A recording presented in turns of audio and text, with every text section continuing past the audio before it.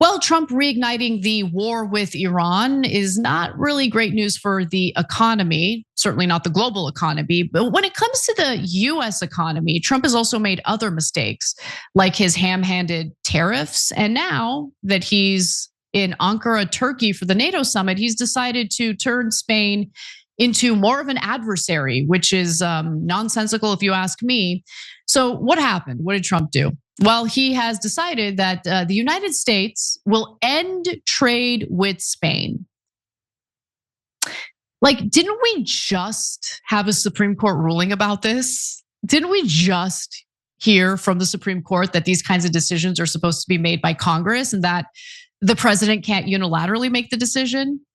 Yeah. Anyway, it didn't stop Trump from saying this. Spain is a wasted cause. We don't want to do any trade business with Spain anymore, by the way. I'd like you to cut it off. Spain is a terrible partner in NATO. They don't participate. They don't pay. I don't want anything to do with Spain. Cut off all trade with Spain, please, including visits. Okay, we don't want anything to do. Watch them come running back. Oh, they'll come running back. I don't want to do any more trade with them. All right? Sure. Take it immediately. Don't even talk to them. They're hopeless. Bad people, because they have everybody else going and paying and working. In Spain, in particular Spain, there are a couple of others, but in particular Spain, they're open about it. They're hostile about it, and let's see how hostile they remain when they call up and they, please, we want to trade with you, sir. We want to trade with you, sir. They make so much money with us, and we're going to see that they make a lot less. I gotta say, I mean, Trump said some pretty favorable things about China. And Turkey is an ally to the United States, a NATO ally, but like, I don't know. He seems to say a lot of favorable, complimentary things about world leaders that are supposed to be considered our enemies, but he loves to take jabs at our allies. So let's get into why Trump is so salty about Spain. So, some might have forgotten about it, but he's been harshly criticizing Spain for some time now. And in fact, this, I guess, tiff goes back to last year. In fact, last year's NATO summit.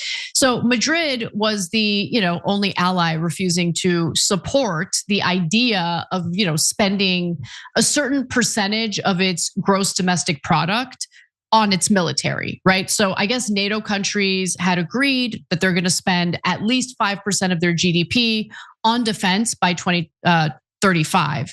Trump has repeatedly hammered NATO member countries over their defense spending, pressing each member to meet a spending goal of 5% of its total gross domestic product.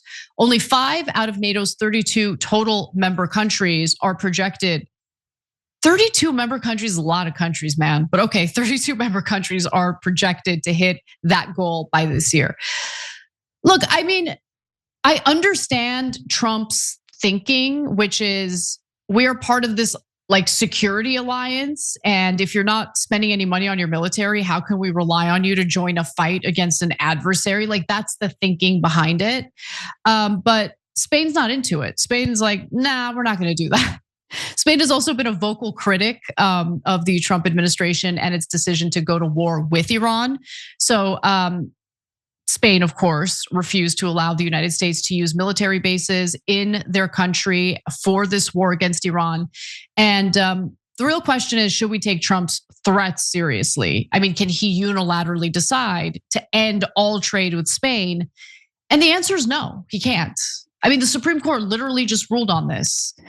Now, additionally, I want to give you some of the potential loopholes, which Trump might argue he can use if he is serious about pursuing an end to all trade with Spain. So under the International Emergency Economic Powers Act, the president has sweeping powers to restrict or block economic dealings involving foreign countries. However, such a move is only possible if the president can prove that the country in question presents an unusual or extraordinary threat to US national security, foreign policy, or the economy, and declare the situation a national emergency. Now, obviously, Spain doesn't pose a threat to the United States. I don't think that he could actually invoke, the International Emergency Economic Powers Act.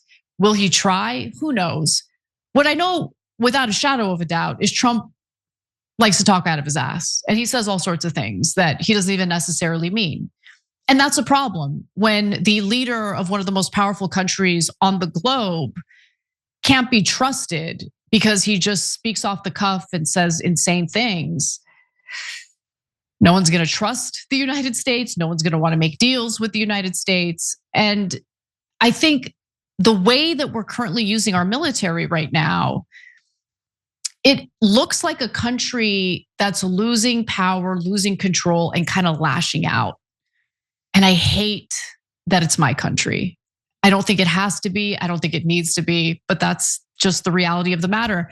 So going back to Reuters, they had reported what the prime minister of Spain had to say. So Pedro Sanchez's office said it was treating Trump's comments on Tuesday as business as usual, and that it did not intend to change what it called Spain's excellent trade relations with the United States. We're not taken seriously, and that's not good. That's not good. Every time you ring the bell below, an angel gets his wings. Totally not true, but it does keep you updated on our live shows.